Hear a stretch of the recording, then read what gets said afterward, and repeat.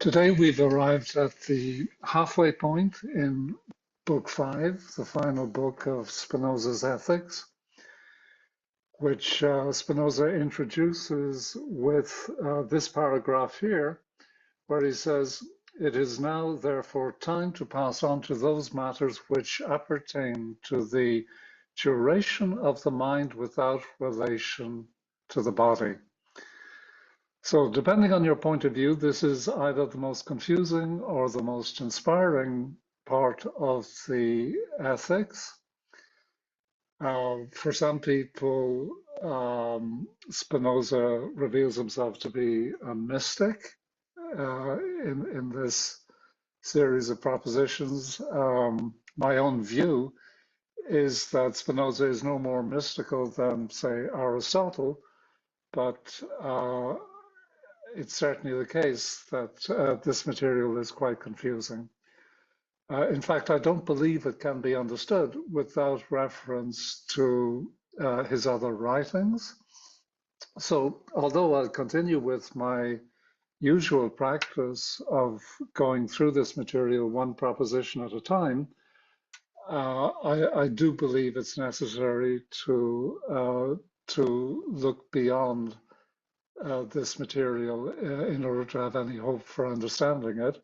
So I have prepared a short series of videos to provide the necessary background, and I'll reference them in the comments below. The topics then that he's going to cover in the remaining parts of the ethics.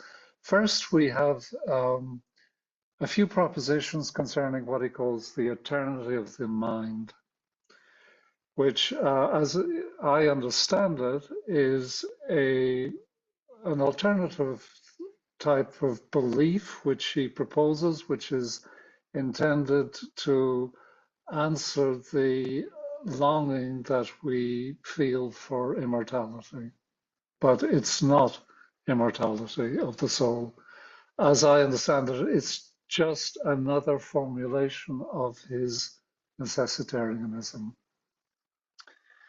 So that would be the first major milestone, Proposition 23, which states that the human mind cannot be absolutely destroyed with the body, but there remains of it something which is eternal.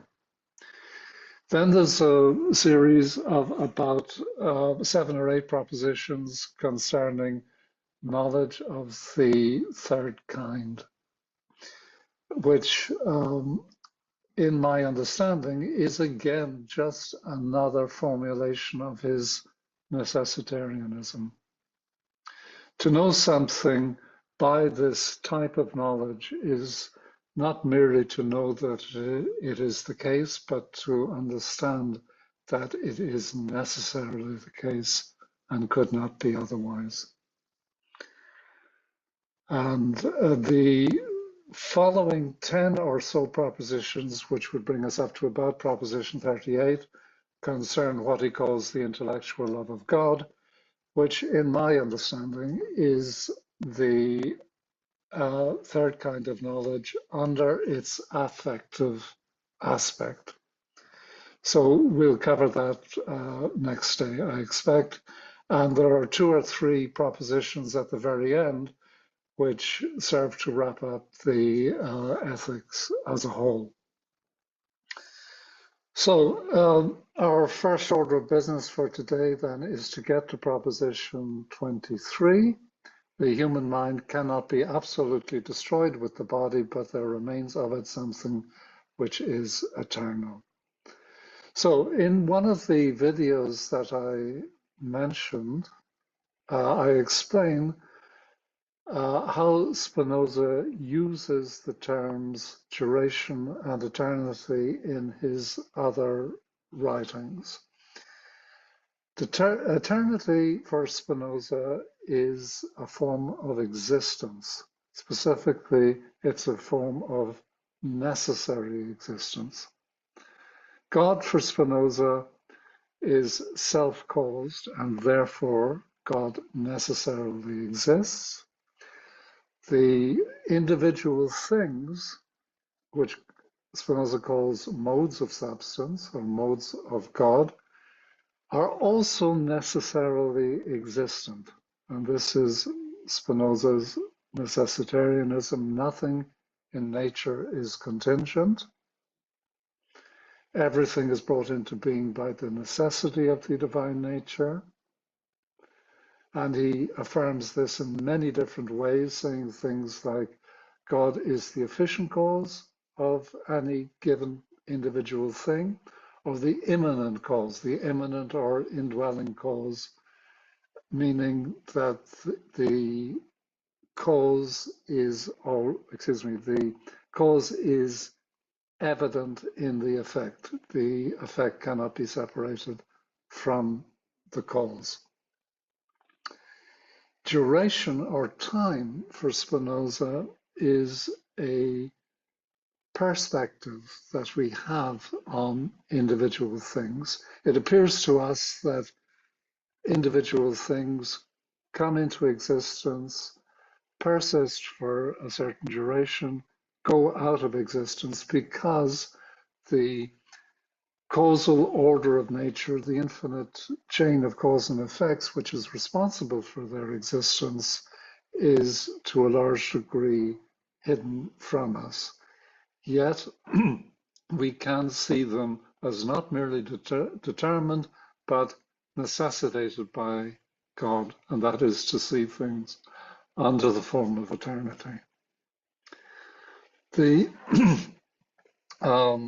confusion or the difficulty in reading these propositions up to proposition 23 arises from the fact that Spinoza is no longer talking about the duration of individual things, but the duration of the mind, which in Spinoza's ontology is an idea in the mind of God.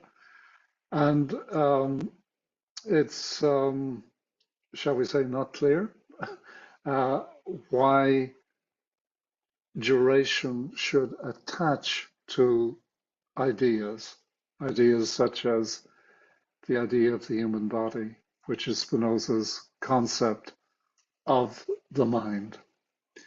But let's proceed.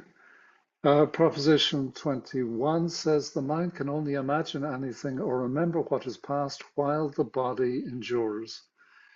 All of the ideas in the mind are ideas of modifications of the body, the way the body is affected by bodies external to itself.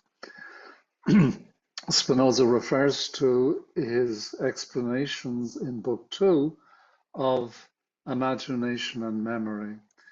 Imagination is the ability that we have to represent things to ourselves that are not actually present in our experience.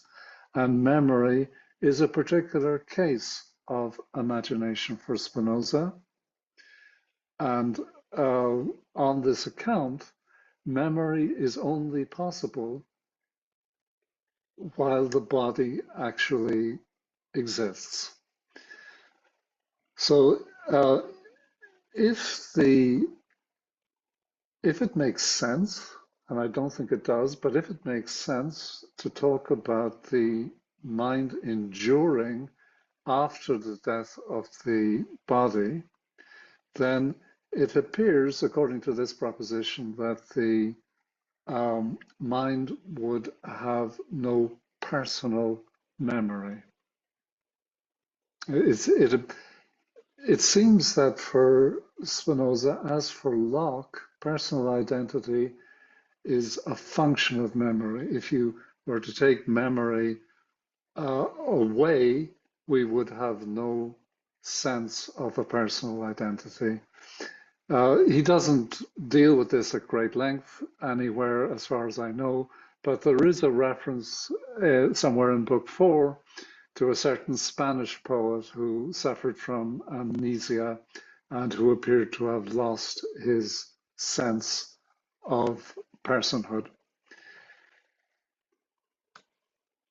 Okay, the mind can only remember anything while the body endures. Proposition 21.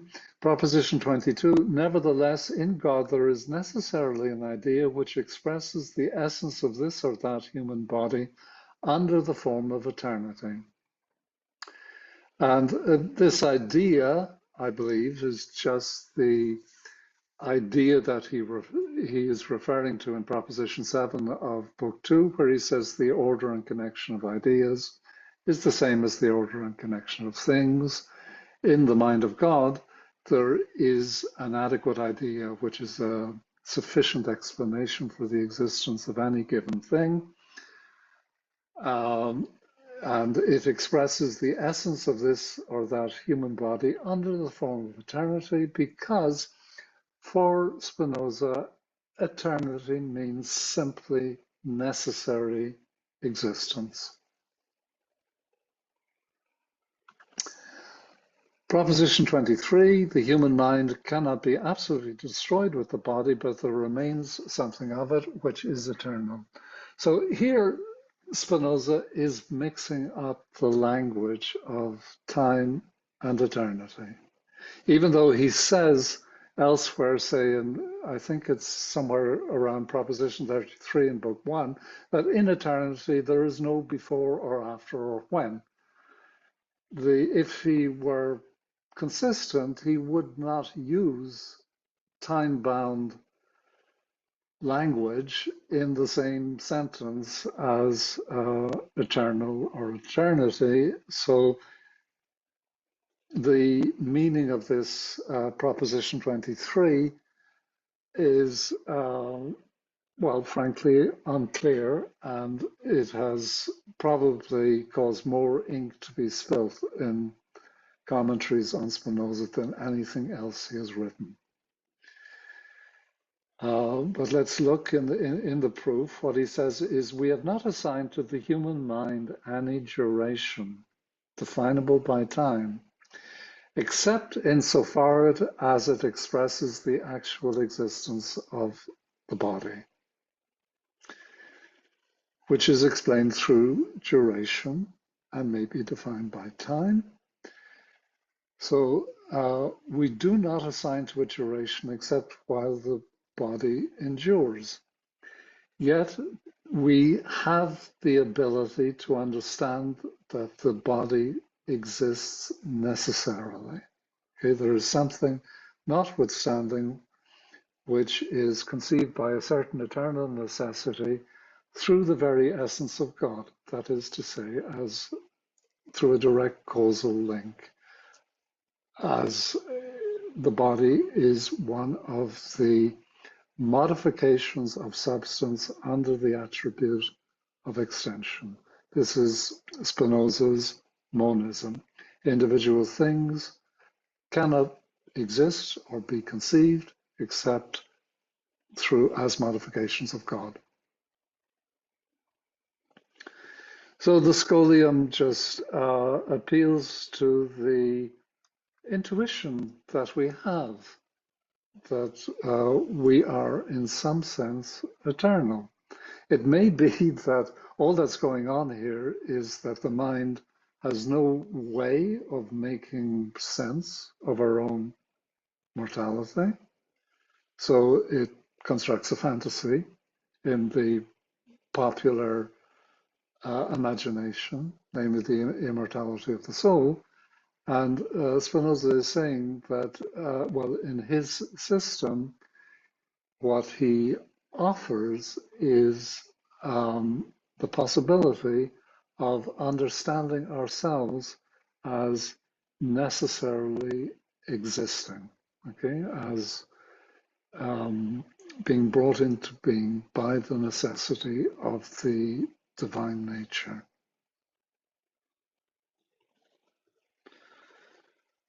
So the contrast is between the body conceived in time as coming into existence and out of existence, because we are unaware of the causal nexus which makes our existence necessary. So the body conceived with the characteristics of time and duration, or the essence of the body under the form of eternity, existing necessarily.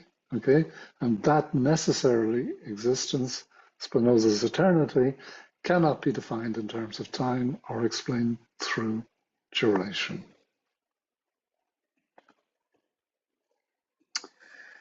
We now move on to a sequence of propositions about knowledge of the third kind.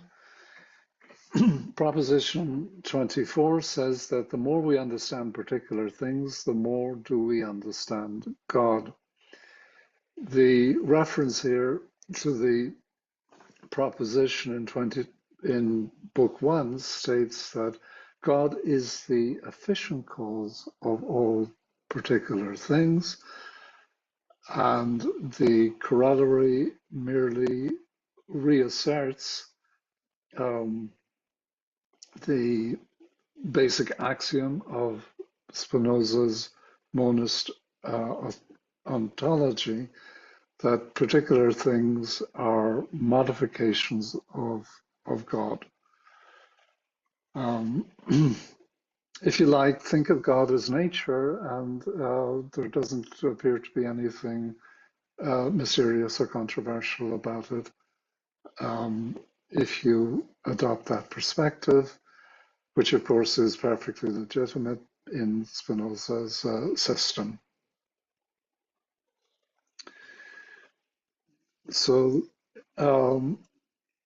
concerning the third kind of knowledge, I have prepared a video about this where I prepare to explain his definition. He's just citing himself here when he says that the third kind of knowledge proceeds from an adequate idea of certain attributes of God to an adequate knowledge of the essence of things. The direct causal link between God and particular things.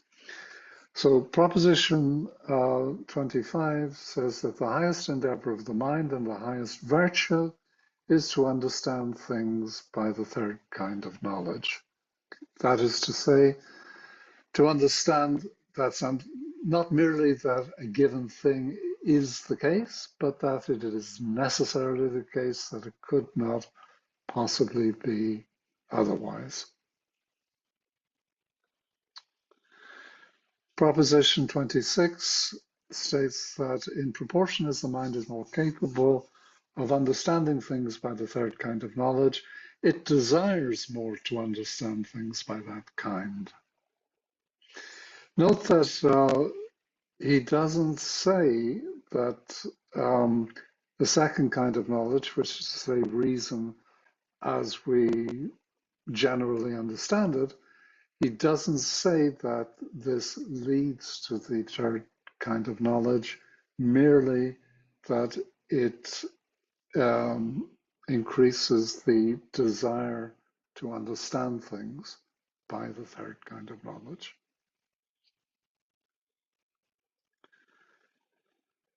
And proposition 27, from this third kind of knowledge arises the highest possible mental acquiescence.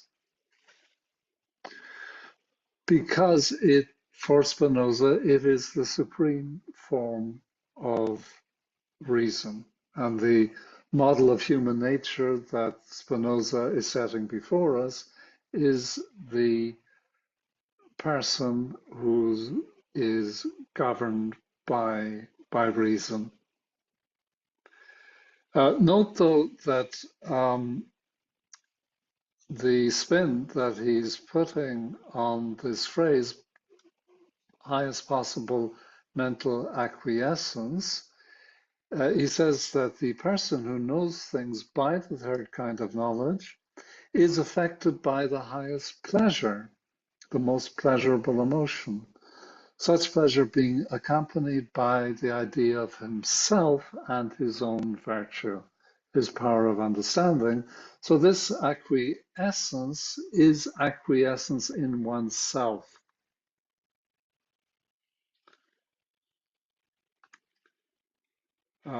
Proposition 28 says that the endeavor or desire to know things by the third kind of knowledge cannot arise from the first, but from the second. The first kind of knowledge, that's an umbrella term for opinion, imagination, hearsay. But notice here that he is making a distinction between what we understand clearly and distinctly through reason,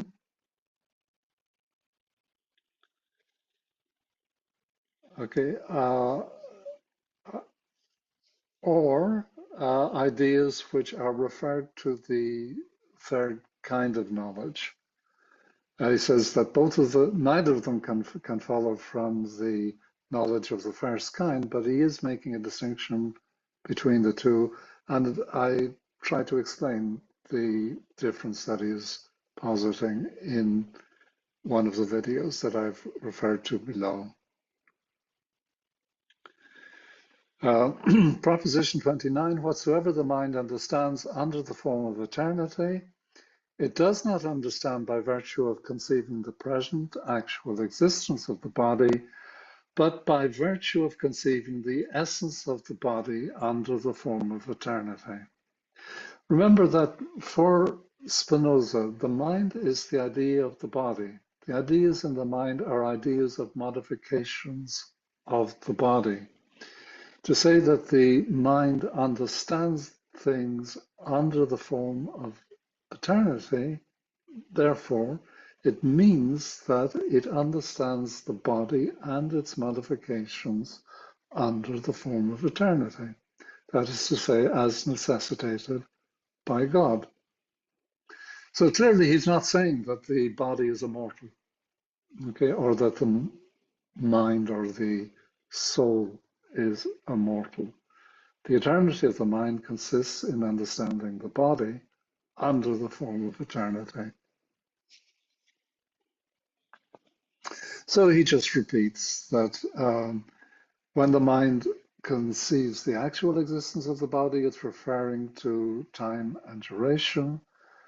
And when the mind conceives the body under the form of eternity, it understands its necessary existence, its existence in God and following from the necessity of the divine nature. And he refers to one of the important propositions in Book 2, where he says that it is in the nature of reason to conceive things under the form of eternity. The proposition itself says that it's in the nature of reason to understand things as necessary, and the corollary is presented as an immediate consequence of that. To see things under the form of eternity is to see them as necessitated. And he adds a scholium to explicate this. Things are conceived by us as actual in two ways, either as existing in relation to a given time and place, or as contained in God and following from the necessity of the divine nature. Whatsoever we conceive in this second way as true or real, we conceive under the form of eternity, and their ideas involve the eternal and infinite essence of God, as we showed in this proposition, what is it, 45 of Book 2, which I refer to in one of the videos that I have cited in the comments. Proposition 30, our mind, insofar as it knows itself and the body under the form of eternity, has to that extent necessarily a knowledge of God and knows that it is in God and it is conceived through God. Same thing, just necessitated by God. And he now closes the loop between, eternity and knowledge of the third kind. The third kind of knowledge depends on the mind as its formal cause, insofar as the mind itself is eternal. Okay, to say that the mind is eternal means that the mind understands things under the form of eternity, understands things as necessary. This is to say, knowledge of the third kind. And in the scholium, in proportion, therefore, as man is more potent in this kind of knowledge, he will be more completely conscious of himself and of God. In other words, he will be more perfect and blessed, as will appear more clearly in the sequel. So the sequel then concerns the intellectual love of God, which is the knowledge of the third kind under its affective aspect. There's a sequence coming up of about 10 propositions, which is a sort of paean to the intellectual love of God. And Spinoza is not going to hold back on the soteriological language. He will use words like salvation and blessedness. We'll see that next time.